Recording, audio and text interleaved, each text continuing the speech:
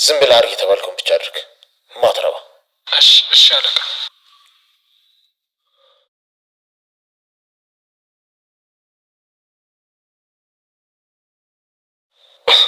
ኧረ አጎቴ ተረጋጋ። ዝም በላት ለፍላፊ። በለው ቁጭ ብሎ ማዘዝ ግን እንዴት ነው ደስ የሚለው።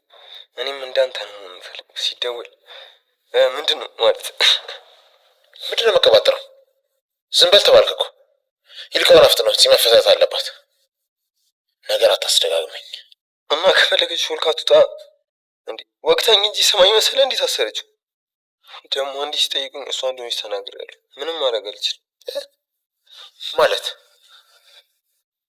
አንተ ነህ እንዴ ያመለከትከው? አንተ ነህ መረጃ ሰጥተህ እንድታሰር ያደረገው? ተናገራ። አንተ ነህ ወይ እያልኩ ነው።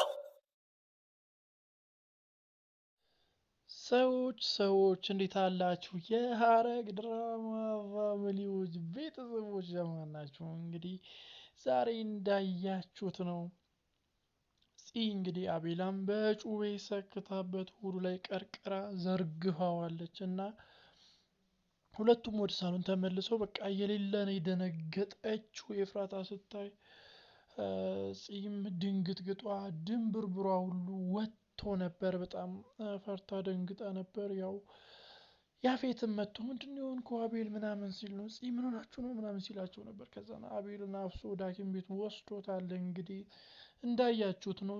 ደግሞ ወደ ፖሊስ ጣቢያ ገብታለች፣ ታስራለች። እንግዲህ እንዳያችሁት ነው። በጣም በሚደንቅ ሁኔታ ያፌት ጺን ለመጠየቅ መጥቶ ነበር። ያው እህቱ ናት፣ ሊያወራት ምናምን ሲሞክር ነበር። ነገር ግን የሌለ አራስ ነብር ነው የሆነችበት። አልያዝ አልቀመስ ብለዋለች። ከዛም በኋላ ጥላው ነው የሄደችው።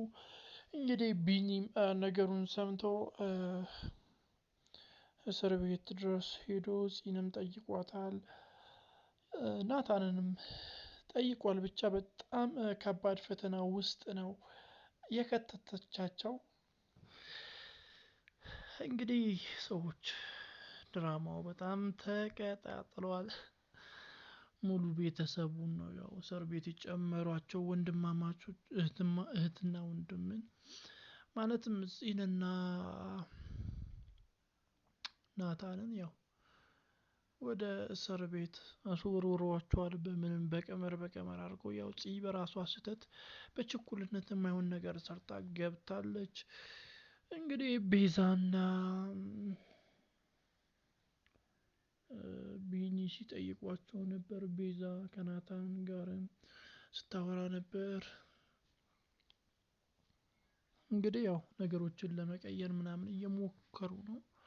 በሌላ በኩል ደግሞ ያፌት ከአቤል ጋር ሲያወራ ነበር።